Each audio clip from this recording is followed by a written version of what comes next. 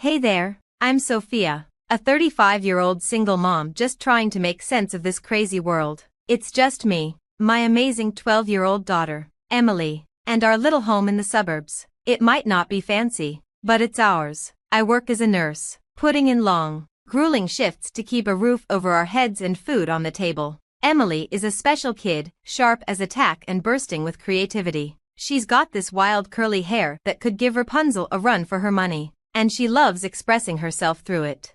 Then there's Gertrude, my ex-mother-in-law and constant headache. She's a 68-year-old widow who lives far too close for comfort. Sure, she helps out with Emily after school, but her nagging drives me up the wall. Sophia, don't you think Emily's hair is a bit wild? Gertrude's voice grates on my nerves as I hurry to get ready for work. I take a deep breath. It's just hair, Gertrude. She likes it that way. In my day, young ladies knew how to present themselves properly. She huffs. I bite my tongue, reminding myself that beggars can't be choosers when it comes to free childcare. Thank God for Sarah, my best friend and fellow nurse. She's my anchor, always there to listen or lend a hand with Emily when Gertrude becomes unbearable. Girl, I don't know how you deal with that old bat, Sarah says over coffee one day. You've got the patience of a saint. I laugh. Trust me, it's running thin. Then there's Michael, my neighbor. He's a total sweetheart, always offering to help around the house. I'd be lying if I said I hadn't noticed how he looks at me. But after everything with Emily's dad, I'm in no rush to dive back into the dating scene. Hey, Sophia, need a hand with that? Michael calls out as I fumble with some boxes in the driveway. Thanks, Michael, you're a lifesaver, I say, trying not to notice how his shirt clings to his arms as he lifts the box. Life isn't perfect, but with good neighbors and the occasional handsome handyman, it's not all bad. The real drama in my life is the constant tug-of-war with Gertrude over how to raise Emily. Emily, sit up straight, a lady doesn't slouch, Gertrude scolded during dinner one night. I saw Emily's shoulders slump even more. Mom, do I have to listen to her? Emily asked, her eyes pleading with me. Just try your best, sweetie, I said, shooting Gertrude a sharp look. We all have different ideas about what's important, I added.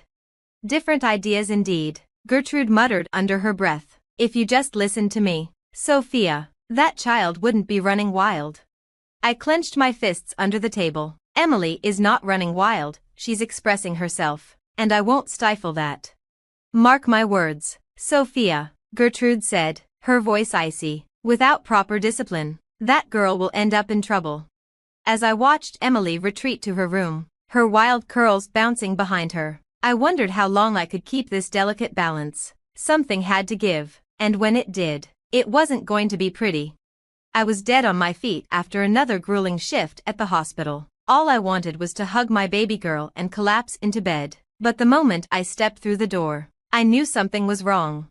Emily, sweetie, I'm home, I called out. But there was no answer, just an eerie silence that made my skin crawl. I found her curled up in bed, sobbing. When she looked up at me, my heart nearly stopped. Her beautiful curls were gone, every single one. Her head had been shaved clean. Mom, Emily wailed, throwing herself into my arms. Grandma, she did it while I was sleeping. I held her tightly, my mind spinning. Shoo, baby, it's okay. We'll fix this, I whispered, but inside, I was screaming. How could Gertrude do this to my child? Fury surging through me, I stormed into the living room where Gertrude sat, calm as ever. What the hell did you do? I shouted. She didn't even flinch. I did what needed to be done. That child was becoming far too vain and disobedient. Vain? Disobedient? She's a 12-year-old girl, I snapped. Precisely, Gertrude replied coolly. It's high time she learned some discipline. This isn't your day, Gertrude. I cut her off, shaking with rage. This is assault. I'm calling the police. Gertrude scoffed. Don't be dramatic. Sophia, I've put up with your lenient parenting long enough. Someone had to step in before Emily turned into a delinquent like her father. That's when I lost it. Get out of my house, now. Gladly, Gertrude sneered, gathering her things. Mark my words, you'll regret not heeding my advice. That girl needs a firm hand. As the door slammed behind her, The full weight of what had just happened hit me like a ton of bricks. I sank to the floor, tears streaming down my face. Then suddenly, there was a knock at the door. It was Michael at the door, his face full of concern. "Sophia, is everything okay?" I heard shouting. One look at me, and he knew it wasn't. "What happened?" he asked, his voice soft but urgent. I couldn't find the words, my throat tightened, and all I could do was point toward Emily's room. Michael walked in, and when he saw her, his eyes widened in shock. "Oh my God, who did this?" "Gertrude," I managed to choke out, my voice trembling with fury. His expression hardened. "That's it, I'm calling the police." "No," Emily cried, her voice breaking. "I don't want anyone to see me like this." She looked so small, so vulnerable. I pulled her into my arms, trying to soothe her. "It's okay, baby. We won't do anything you're not comfortable with," I whispered, my heart aching. Michael knelt beside us, his tone gentle. "Is there anything I can do?" Before I could answer, my phone buzzed. It was Sarah. "Sophia, what's going on? I got your missed call, and you sounded upset in the voicemail." Through my sobs, I tried to explain. "Gertrude, she shaved Emily's head." "That evil witch," Sarah exclaimed. "I'm coming over right now."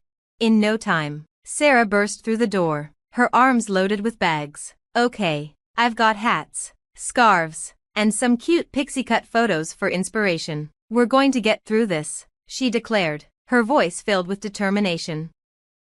Emily managed a weak smile as Sarah worked her magic, trying to salvage what was left of her hair, while Sarah busied herself with Emily. I sat down with Michael and told him the whole sordid history with Gertrude, the years of tension, the endless battles, and how I had let her get too close. "I can't believe I ever let that woman near Emily," I said, the guilt clawing at me. Michael squeezed my hand, his voice steady. "This isn't your fault, Sophia. You were just trying to do right by your daughter. You were doing your best." His words were comforting, but deep down, I knew this was far from over. Sarah chimed in, her voice firm. "The only person to blame here is that old bat, Gertrude." I nodded, but the guilt gnawed at me. How could I have been so blind? As the night wore on, Emily finally drifted into an exhausted sleep. Sarah and Michael insisted on staying, setting up camp in the living room. Lying in bed, staring at the ceiling, I made a silent vow. Gertrude would pay for what she had done, one way or another. My baby girl deserved nothing less. The next few days were a blur of tears, anger, and sleepless nights. Emily refused to leave her room, let alone go to school. I called in sick, knowing she needed me more than anything. "Sweetie, you can't hide forever," I said gently, sitting on the edge of her bed. "I look like a freak." "Mom," Emily sobbed, "everyone's going to laugh at me."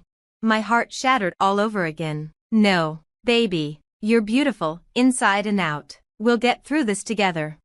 Our first stop was the police station, but it was a massive disappointment. "I'm sorry, ma'am, but since there was no physical harm, this is a civil matter," the officer said, barely looking up from his desk. "No physical harm?" I exploded, gesturing toward Emily. "Look at my daughter." But rules were rules, apparently. So, our next stop was a lawyer. "We can definitely pursue charges for emotional abuse," the lawyer explained, "and sue for damages, but it won't be easy." I didn't care. I was out for blood. Sarah was a rock through it all, helping me document everything, photos, timelines, you name it. She kept me focused. "We're going to nail that old witch to the wall," Sarah declared as we worked late into the night, and I was determined to make sure she was right. Meanwhile, Michael was working his own magic. "I've got a buddy who specializes in family law," he told me. "Top-notch guy. He's willing to take your case pro bono." I could have kissed him right then and there, but there was no time for that. Things were about to get even messier. It started with whispers at the grocery store, sidelong glances from neighbors, then came the calls from distant relatives. "Sophia, is it true you've been neglecting Emily?" my cousin asked, concern dripping from her voice. That's when it hit me. Gertrude was on the offensive. "She's telling everyone I'm an unfit mother," I raged to Sarah and Michael. "That witch is trying to turn the whole world against me." But Gertrude had underestimated me. I started digging, calling up old babysitters, family friends, anyone who'd ever interacted with her and Emily. The stories I uncovered made my blood run cold. Grandma said if I told you, she'd send me away to boarding school, Emily confessed one night, tears streaming down her face. She used to lock me in the closet when I misbehaved. I pulled her close, fury and guilt battling inside me. How could I have missed this? It's not your fault, sweetie, I assured her, holding back my own tears. But I promise you, Grandma will never hurt you again. With Sarah and Michael's help, we devised a plan. Hidden cameras went up around the house. We coached Emily on how to safely gather evidence if Gertrude tried to contact her.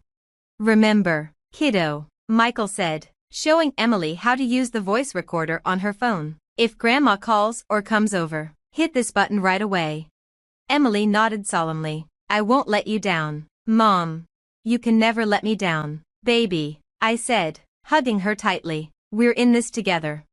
As we finalized our preparations, a grim determination settled over me. Gertrude thought she could bully and manipulate her way to victory, but she had no idea what was coming. This mama bear was ready to fight, and I wasn't about to lose. All right, team, I said, looking at Sarah and Michael, let's take this witch down. The trap was set. Now all we had to do was wait for Gertrude to make her move, and when she did, we'd be ready.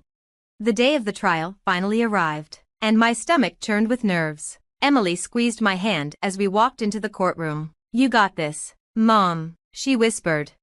Our lawyer presented the mountain of evidence we had collected. The hidden camera footage was damning, showing Gertrude barging into our home, screaming threats at Emily. You ungrateful little brat. Her voice echoed in the courtroom. I'll teach you to disobey me. I saw the judge's face darken, but that was just the beginning. One by one, witnesses took the stand, former babysitters, family friends, even Emily's old piano teacher. Each one shared chilling stories of Gertrude's cruelty. Piece by piece, the case against her grew stronger, and I could see her smug confidence slowly crumbling. She told me if I didn't make Emily practice for 3 hours a day, she'd have me fired, the piano teacher testified. But the rail kicker came when Emily took the stand. My brave girl stood there, her voice trembling but resolute. Grandma said if I ever told Mom what she did, she'd make sure I was taken away, Emily said, her eyes welling up with tears. My heart shattered as I watched her speak, tears streaming down my face. How had I not seen this? Gertrude's lawyer tried to spin her as a concerned grandmother, but it was too late. The truth was out, and everyone could see it. When the judge finally announced his decision, I nearly collapsed from relief. This court grants a permanent restraining order against the defendant, he declared. Furthermore, significant damages are awarded for the plaintiff's therapy and emotional distress. It was over. Gertrude was out of our lives for good. Outside the courtroom, Gertrude approached us, tears in her eyes. Sophia, Emily, I'm so sorry, she began. I cut her off, my voice cold. Save it, Gertrude, you're dead to us. Without looking back, we walked away, and for the first time in years, I felt a weight lift off my shoulders. The next few months were tough, but we got through it together. Emily started therapy and, little by little, began coming out of her shell. One evening, as we sat around the dinner table with Sarah and Michael, Emily made an announcement. I want to donate the money from the lawsuit, she said, her voice steady, to help other kids like me. I couldn't have been prouder of her. As for me and Michael, well, let's just say he became a permanent fixture in our lives. His steady support through everything meant the world to us. But the real turning point came about 6 months after the trial. I think the question of whether some betrayals are unforgivable is deeply personal and complex. It really depends on the context of the betrayal, the nature of the relationship, and individual values and experiences. In cases where trust has been profoundly violated, like with Gertrude's actions, forgiveness can be incredibly difficult. Some people might find it hard to move past such deep hurts, and in those cases, the focus might shift to healing and moving forward rather than reconciliation. On the other hand, forgiveness can be a powerful tool for personal peace and growth. It doesn't always mean forgetting or reconciling, but it can be about releasing the hold that anger or resentment has on you. Sometimes, forgiveness can even pave the way for personal transformation and a healthier future, even if it doesn't include the person who caused the harm. Ultimately, Whether or not to forgive and how to handle betrayal is a personal decision. It's important to do what feels right for your own well-being and growth. Do you think there are certain boundaries that should never be crossed? Or do you see forgiveness as a way to heal even the deepest wounds?